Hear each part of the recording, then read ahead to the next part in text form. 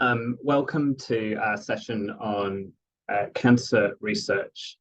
Firstly, I'd just like to start by beginning today acknowledging the traditional custodians of country throughout Australia and their connections to land, sea and community. I pay my respects to the elders past, present and emerging, and extend that respect to all Aboriginal and Torres Strait Islanders people joining us today. My name's Jonny Cotton and I'm the Director of Cancer for Ramsay Australia. And I'm going to start with a bit of housekeeping. So please note today that the session will be recorded. We're going to have about 30 minutes of discussion with Chan, Michelle and Nick here today, and then we'll open for Q&A to the rest of the group. So please do type any questions that you've got into the chat and we'll make sure that they're asked to the group later today. So firstly, I'd like to introduce to you Professor Cheah. He's a haematologist at Hollywood Private Hospital and at Charles Gardner in Perth, Australia. He's been at the forefront of clinical research as a lead investigator on numerous clinical trials, particularly those involving novel agents in the treatment of lymphoma, and has contributed to over 60 peer-reviewed publications. Secondly, I'd also like to introduce you to Michelle Morris. Dr. Morris is a medical oncologist working with Ramsay at Sunshine Coast University Private Hospital and Noosa Private Hospital. In a previous life, she was also did a stint in the UK where she worked for cancer research in Leeds. And since returning to Australia in 2005, has been a really big advocate for improving cancer clinical trial access for both public and private patients on the Sunshine Coast. And then finally, would like to introduce you to Nick Zdenkowski. He's a medical oncologist at Lake Macquarie Private Hospital with Ramsay and also at Maitland Private Hospital.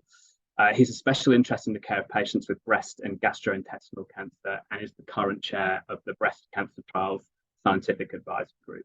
So I could not think of a better team of people today to help tackle and broach some of the key questions in thinking about advances in cancer research with you.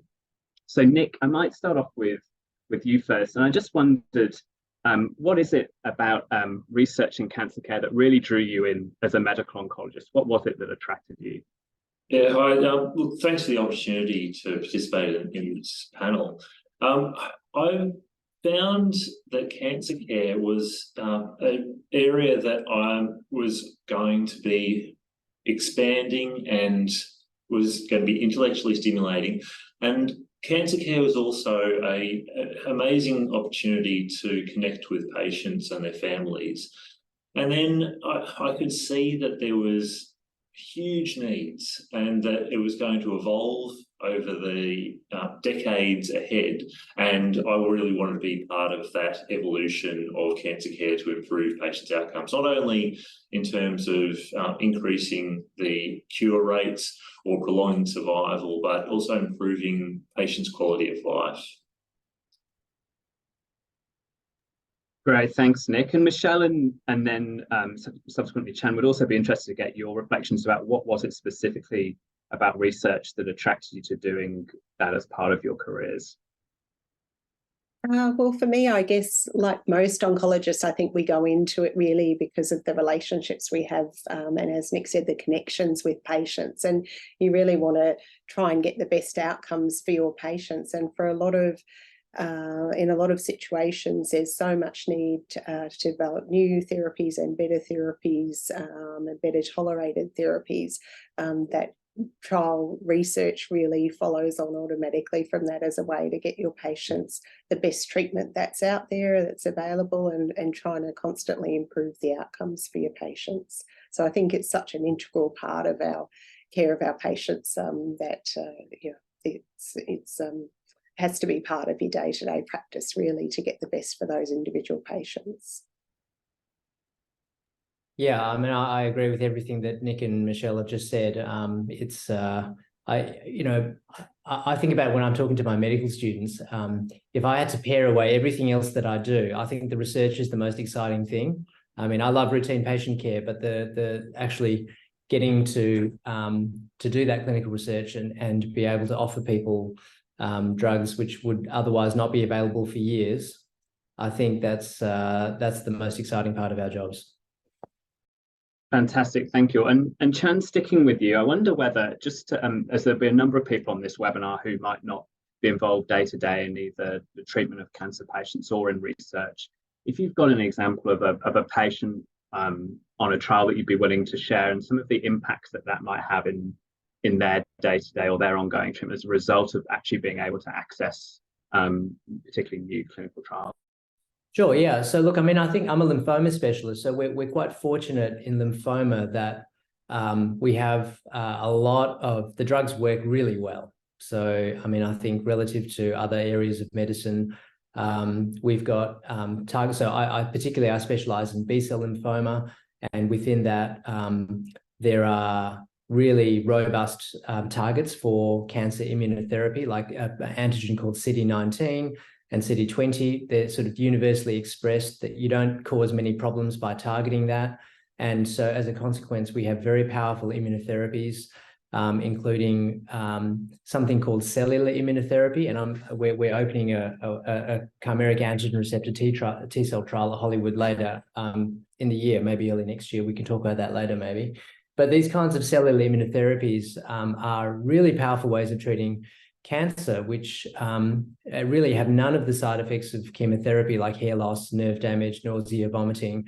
And patients love them, of course, because they work well. They've got high response rates.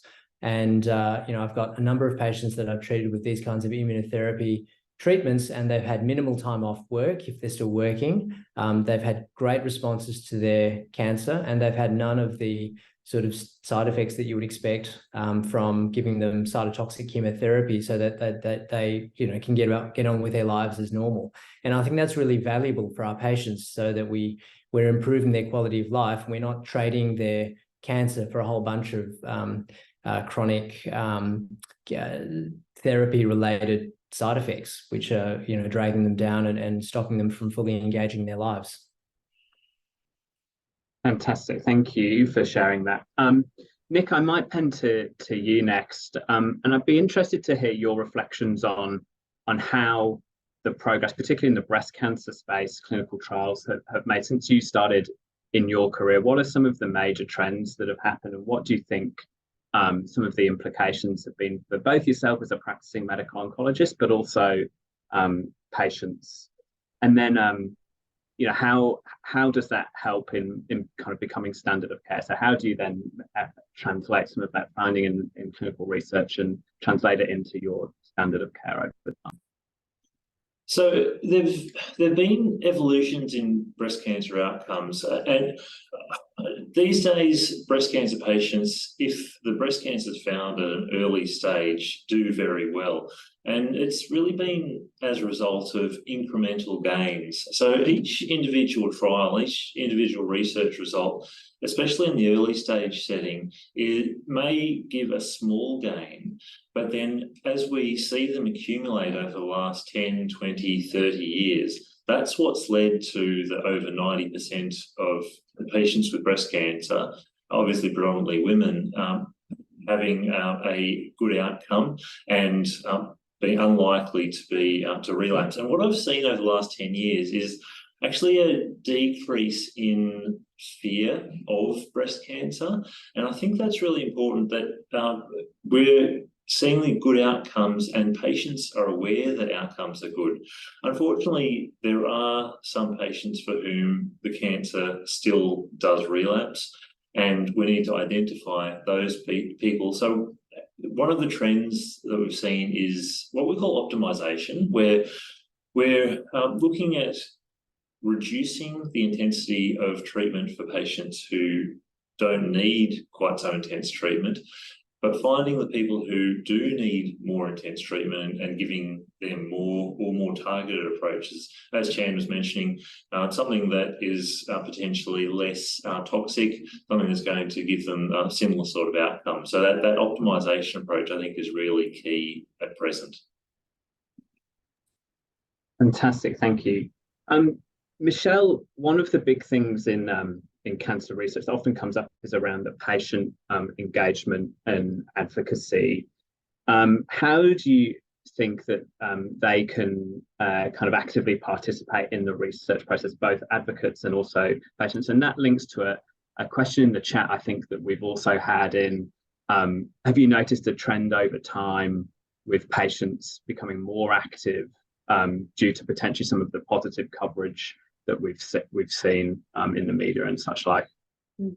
Yeah, I think patients are more proactive in seeking out trial opportunities, wanting to be involved and engage in clinical trials. I think maybe in decades past it was considered more that they were going to be guinea pigs, or the treatment was experimental, which of course it is in some ways, but I think there's a much more accepting of being part of that research progress, and that this may lead to better outcomes for them as well as for future patients. I guess it can be challenging how they engage, and I think we really need to push companies running trials, cooperative groups that are running trials, to engage with consumers and engage with patient advocacy groups in the design of their studies. And I think at an individual level for us as clinicians, we need to promote that as well. I mean, when a company comes with a study that involves a ridiculous amount of blood tests or visits for a patient in the first week or days of their treatment, to push back a little bit and say, look, this isn't going to be practical for patients, and we need to find some middle ground where you can get the data that you want, but also it's acceptable for patients. And I think it's important for patients as an individual to talk to their clinician about, where are the trial opportunities for me along the course of my disease, and where, how can I get the best outcome by engaging in some of that research. Thank you. And just as a question there, you mentioned obviously the patient experience going through some of those trials. Have you seen a shift, or the early shift of some of the pharmaceutical companies starting to think more proactively about patient experience, and how do you think that's going to change over the next 5 to 10 years? Oh, I think that involvement will continue to increase, and I think they are very conscious of the need to involve consumers and patients in their trial design, and I think that's only going to increase over time. I think there are still pockets where it doesn't happen enough at early stages of the trial design, and you can see that when it comes through at the later stages, that they haven't engaged early enough in the design. But I think that's getting less. I think they are getting more conscious of needing to involve consumers and patient groups early in the course. Yeah, look, I echo that completely, and we've seen it happen increasingly, and now it's consumer involvement is integral in trial design, and it's in grant applications. There's consumer advisory panels for most research organisations. For example, breast cancer trials has had a consumer advisory panel for decades now. And so consumers are involved right from the outset, from the ideas. There's even the MRFF consumer-led research program. So there's a lot of participants or people who've had past experience with breast cancer or other cancers, who are engaging in the design of trials as well as being participants. Great, thank you. And then, Cheah, a question to you again in a similar line, I think. What are you seeing in the lymphoma space as a haematologist in the patient advocacy and engagement side, but also the patient experience through clinical trials? Yeah, look, I share Nick and Michelle's sentiments. I mean, I think patients are more educated than they ever have been, which is a wonderful thing for us, because it makes our jobs easier, actually. So patients know there's much greater awareness of clinical trials. People know where to look online for databases so that they can find out where trials are running both locally and around the country. And there are a series of apps and databases like ClinTrial Refer that can help patients as well as oncologists and hematologists find specific studies. And, if there is a very specific study that, say I've got a patient with a rare type of lymphoma, or they've got a very specific mutation and there's only 1 or 2 sites in the country that have a trial for that, I'm quite happy to then make referrals to my colleagues wherever that might be, if I've got a patient who's willing to travel for the study. And so I think we're increasingly seeing that because the world is so much smaller now, and information is just readily available, that people recognize that if they've got an opportunity to participate in something where it's a really interesting or novel mechanism, or it's a very specific study and they've got a rare disease and they may well benefit substantially from traveling, they're quite prepared to do so. And so I think that's a real difference now compared with, say, 10 years ago, where, you know, after the genomic revolution, we just have better and more specific drugs than what we used to.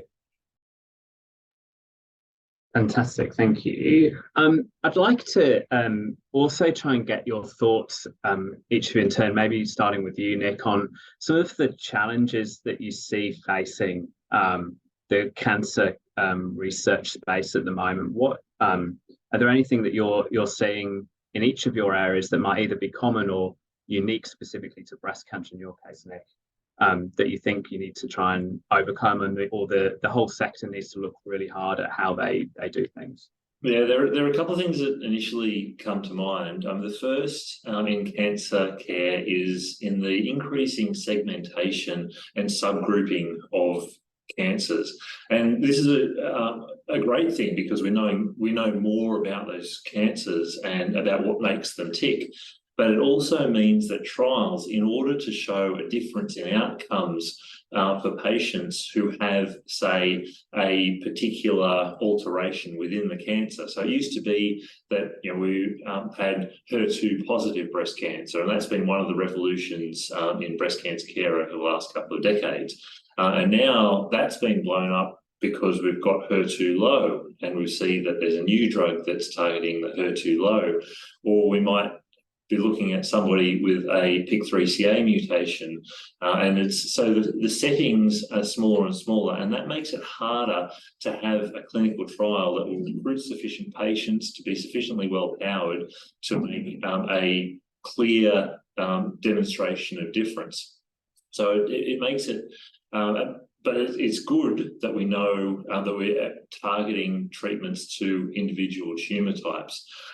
The other big challenge that I see, and I really, I mean, it's can be seen as a little bit dreary, but is data, and getting all of the information as part of routine cancer care is so crucial to be able to understand what's going on, and so that we can use the information that we collect as part of routine care for clinical trials as well to streamline the process, because they're just so expensive now, and it's we need to be able to do it in a more efficient way and work together across public and private, as Michelle, you mentioned about Michelle, so that, you know, within Australia and around the world we are able to use those powerful data sets.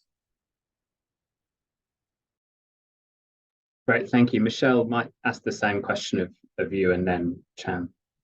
Yeah, I think, as Nick said, it's getting enough collaboration across many centres, different organisations to get the sort of patients for those niche trials to make them successful. I think there's then the challenge of how do you translate that into practice for your everyday patient that you're seeing, and how can we make those new treatments, or maybe it's a new technology, new tumour testing, more accessible for patients in the clinic. And there's still that gap, which is, you know, not something we can necessarily influence every day. That's more at a health economics and government level, but getting those results from trials into practice as soon as practical and in a most cost-effective, valuable way for patients as well.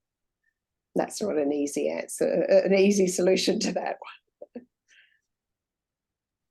And I might add to that and just say that you know, I think we'd all like to see a greater proportion of patients with cancer being offered clinical trials at multiple stages in their cancer journey, from the time that they first get diagnosed to the time of recurrence, and first recurrence, second recurrence, and so on, if at all possible.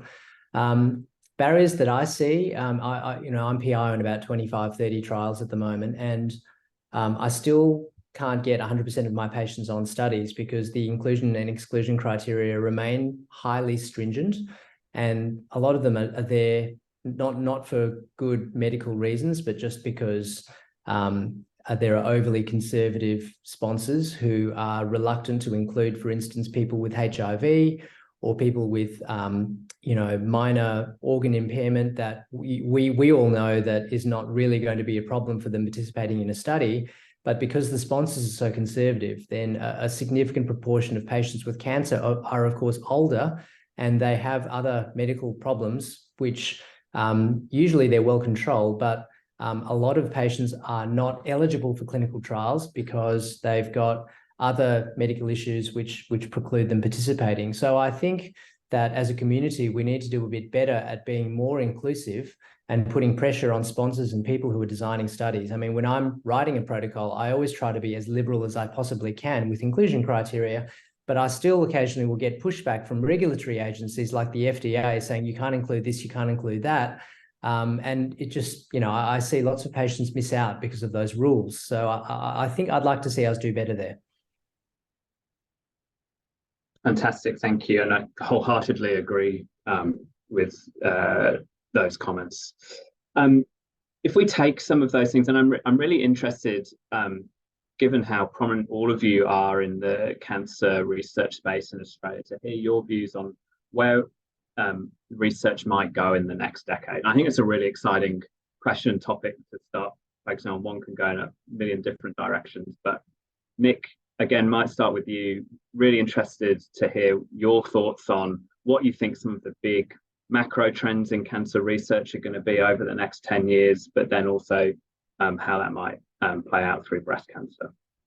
So what I think I'd like to say here is what I want to see evolve over the coming decade or so. And ultimately, in cancer, what we'd like to do is prevent the cancer from occurring. And I think that we need to get better at identifying ways of doing that. And we don't understand quite well enough about why many cancers occur. There are some that are clearly associated with genes or environment, but others not so much. And then I'd like to see us identifying patients for whom the cure is possible, and that we're curing all of our patients if they're diagnosed with cancer. And we are working towards that.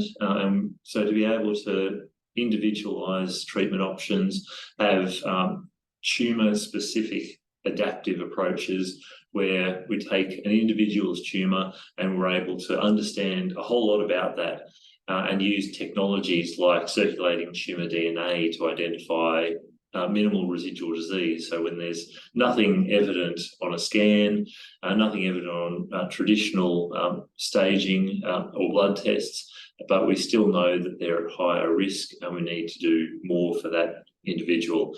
And that's something that's emerging, but it's been fairly gradual to emerge in many cancer areas. Great, thanks, Nick. And what about yourself, Michelle? Yeah, I think a lot of the focus for oncology has been in developing less toxic treatments, so trying to reduce side effects for patients. And we've seen that a lot with, to some extent, the immunotherapy treatments and the antibody drug conjugates. So trying to provide more targeted treatments that are going to reduce toxicity. But I think, as Nick said, the de-escalation of treatment for patients who don't need it, and how do we pick those patients who are cured with just their surgery and don't need any further treatment, I think is a really important part of minimising our overall treatment burden for a group of patients. I think also better incorporation of patient-reported outcomes, and we're doing that a lot better now, but how do we make sense of all that data from patient-reported outcomes to help reduce some of that toxicity and side effects for patients as well? And look, I guess from my perspective, in the lymphoma world, I think the future is all about immunotherapy. And because, we've got, I spoke briefly about chimeric antigen receptor T cells previously. I wouldn't be surprised if this technology starts to spread out across into solid tumours as well. CAR T cell therapy has been transformative in patients with chemorefractory lymphoma. And we've now got a suite of phase 3 studies showing overall survival advantage in second-line large cell lymphoma compared with standard of care stem cell transplant. So in the lymphoma world, CAR T-cell is going to replace stem cell transplant in most indications, I think, in the next 5 to 10 years. We won't be doing stem cell transplant by the end of the decade, I would anticipate. And as appropriate targets get identified in other tumor types, it wouldn't surprise me if we started to see them rolled out in we're starting to see BCMA targeting CARs in myeloma. And I'm aware that there are targets in gastric cancer and in other malignancies as well. So it's I think that's going to definitely change the way that we treat cancer over the next 10 years. Of course, they're horrendously expensive, and that's a separate conversation, but there's no doubt that they are active in people with completely chemotherapy refractory disease who would otherwise be dead from their lymphoma. The other technology which is looking really promising is something called a bispecific antibody. And again, we've been involved in lots of these trials, and that they also work by stimulating a patient's T cells to attack their lymphoma on the basis of expression of whatever target antigen of interest. And actually, the mechanism is fairly similar to CAR T, but rather than having to have a manufacturing period, these are available off the shelf, so they can be given to patients straight away. And again, extremely high response rates and manageable side effects, and effective even in people who are completely refractory to chemotherapy. And I have seen them cure patients. I think they're still in remission, 4 years after going on study, after having multiply relapsed aggressive lymphoma. So I think that these kinds of, we're really learning properly now how to use the immune system to attack cancers in a much more successful way than we were 5 years ago. And I think that's going to be the way that the field moves, at least in lymphoma. Thank you very much. Now, Cheah, I'm very conscious of your time. I know you've got patients waiting for you in clinic, so just want to say thank you very much for taking 30 minutes out of your day to join that. Really appreciate it. Michelle and Nick will keep going as there's a couple of questions in the chat, I think. So, Cheah, thank you very much. Pleasure. Thanks very much for having me. Thank you. Nick and Michelle, before we go into the chat, and I'd encourage people to put forward further questions if they're interested. I'd be interested to see if you've got any thoughts or messages, particularly for Ramsay staff who might be interested in research. And I think that might play to, there's a question that I saw in the chat around raising awareness about research and clinical trials, and how someone who might not be a doctor with a clinical background can help actually raise the awareness. So interested in your thoughts both on messages for Ramsay staff, but also how they might be able to raise awareness when they don't have a direct involvement in running trials or coordinating trials. Getting involved from a staff perspective, it can seem like a bit of a difficult area to get into, just because it can be quite a complex field and highly specialised. But it's so rewarding, and you see both from the individuals who are participants in clinical trials, as well as when you come through to the reporting of the outcomes of those trials, which show a difference, and then those differences in the trials get implemented into routine practice. And that's something that it does take time. And so what I'd suggest is that people talk to the research active groups and have people who are, if you can identify somebody locally who is interested in research, get talking to them and work out how at a site level you could be more involved. And more of a national level, if you join the relevant collaborative clinical trials group, that can be a doorway to more interaction with trial interested people and opportunities to take on clinical research. It takes a village, as they say, and it is something that can be done, even if there isn't a lot of research going on at your site. It might require a bit of a sideways move sometimes, but the rewards are certainly there. From an advocacy perspective, again, the collaborative trials groups like Breast Cancer Trials, who run on fundraising a lot of the time, and I think fundraising works fantastically well in certain settings to raise money for clinical trials, which, as I said, are quite expensive to run. But it's also advocacy, it's also awareness. And by raising money, it means that you're out there talking to people. I've had one patient who was an incredible advocate. So she participated in the Palace clinical trial, went on about 5 years ago, which is an adjuvant early stage trial. And she knew that the trial was very expensive to run. And she had then decided to run these weekends, fundraising every year since, and she's raised over $100,000 and has donated that towards various research charities such as breast cancer trials. And that's given her a lot of meaning in giving back to beyond what she already did as a participant in the trial.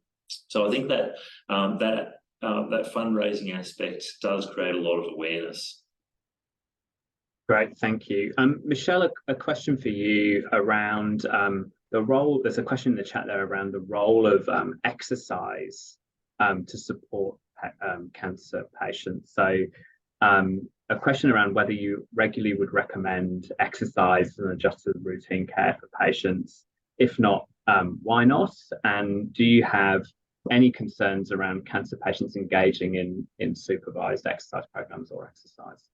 Generally, I wouldn't have any concerns with them engaging, and I think exercise is a really important part of discussions with patients, and often is a part of most new patient consultations for me, and most patients ask about it, and if they haven't asked about it, I would often bring up the role of exercise, particularly for our longer term patients who are going to be on treatment for a long time, our breast cancer and prostate cancer patients who are going to be on cancer treatments over long periods that can affect their weight or fitness or muscle strength. And so I think it is a really important part, but even patients who are perhaps more unwell or on chemotherapy treatments, it's still important part of managing their side effects from treatment.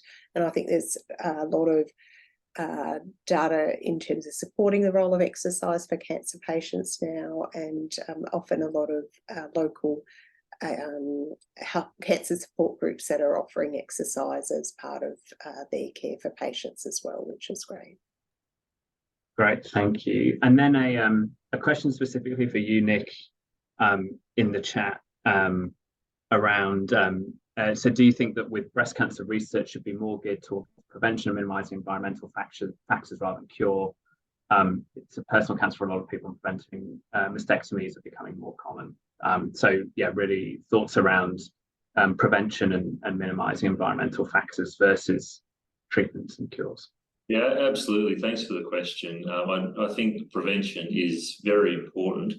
And we do have the ability to prevent breast cancer in individuals who are found to be at higher than average risk because of their family history or their personal history of non-cancerous breast abnormalities. And fine-tuning who should receive those medications as prevention is one aspect of it. Breast cancer trials have got a study running at the moment called the BRCA-P trial, and it's for women who have a BRCA1 gene mutation, which carries a very high rate of breast cancer over the lifetime of 80% or more. And this is for women who want to keep their breasts, and they're randomized to receive either denosumab, which is actually a medication that's previously used for osteoporosis, and so we know it's quite safe, versus placebo and close monitoring. And so that's a study where we're looking at helping to prevent breast cancer in those BRCA1 gene carriers, as well as allowing them to keep their breasts rather than having prophylactic mastectomies, which is something that, as mentioned in the chat, these women will often go ahead and have done. And so the environmental factors, I think, is a big part of it is awareness. And we'll come back to the exercise that Michelle was talking about. So we know that women who exercise are less likely to experience breast cancer.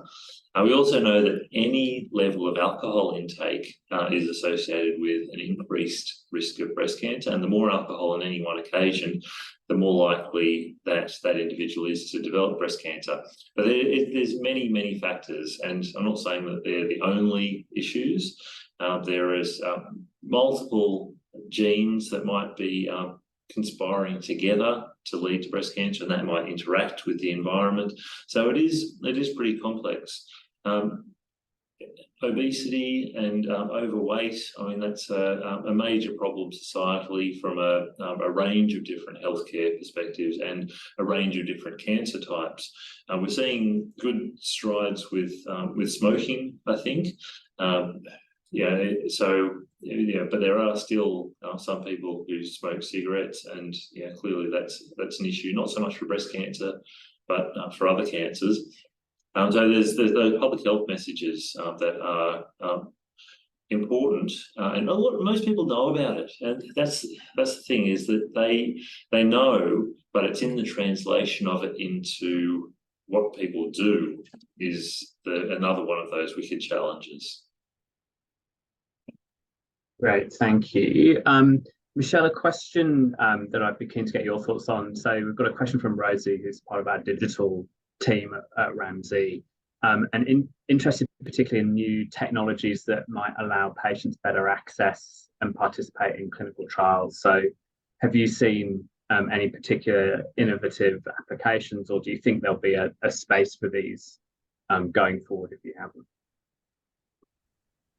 I can't say I've seen any particularly innovative ones that are of use. I think technology is a huge part of clinical trials, and I think the more we can streamline that, the better. I think, as anyone who's been an investigator on a trial knows, there are half a dozen systems that you need to have access to, constantly changing your passwords and updating them for so many systems just for one trial, that I think there's a lot of work that could be done across different trial organisations to try and streamline that. I guess at a local level, it would be certainly useful to have databases or systems, I guess, that captured patients better, particularly those with rarer tumours or rarer mutations within their tumour. That's a bit of a challenge with all the with patient confidentiality issues, but certainly I think there are systems that could help to capture some of those niche patients for individual studies. But yeah, technology generally for trials, it could be much more streamlined, I think, across the board, and that would be much more useful on the ground for us when we're trying to run individual trials. Yeah, when there's the trials that recruit a small number of patients per site, I think that the technology has a huge potential to allow more patients to participate in clinical trials if it's done well. We have a little bit of a clash between trying to get as many patients as possible on from as many sites as possible and having high quality clinical research sites where we are above all ensuring the safety of the patients who are participating in those trials, as well as the data integrity from the trials they're participating in, and so that we can use those trials to improve outcomes nationally and internationally.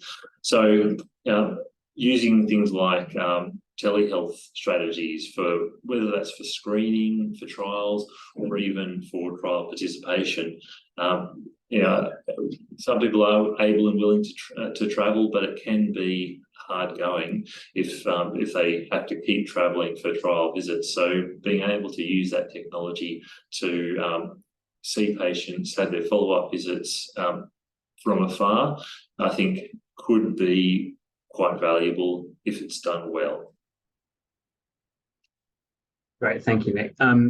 Michelle, penultimate question, I think, for the session. There's a question around co-design, and in co-design around some of the studies, and particularly around patients being involved in some of the co-design of studies. Do you think there's a role in the trial space for, I guess, stronger patient engagement or people with lived experience engagement in how some of these studies are set up in the first place?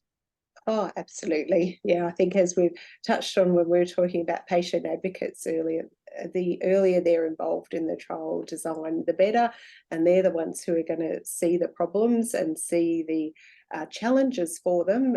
You know, one of our prostate cancer patients is an example. There's no point giving patients tablets to enter their patient-reported outcomes if they live out west of Gympie and have limited Wi-Fi and can't transmit that data in real time and are going to get a constant protocol deviation for not submitting their data. So the earlier you get patients involved and advocates involved, the better those studies are going to be designed.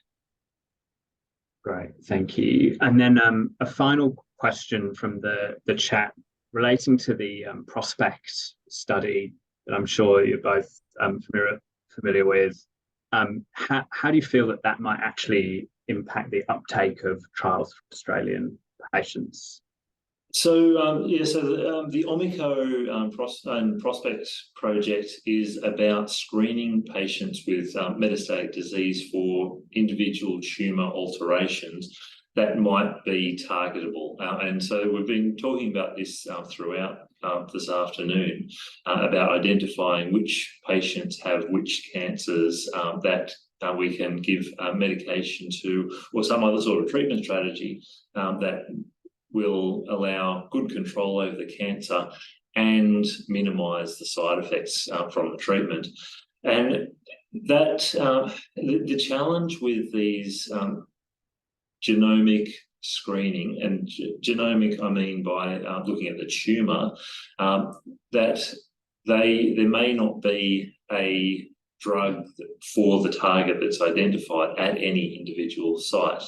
And so inter-site referrals from one site to another and collaboration together is key here, so that we can get patients across with a minimum of effort, minimum of fuss, so it's all streamlined and to benefit the people who we're looking after.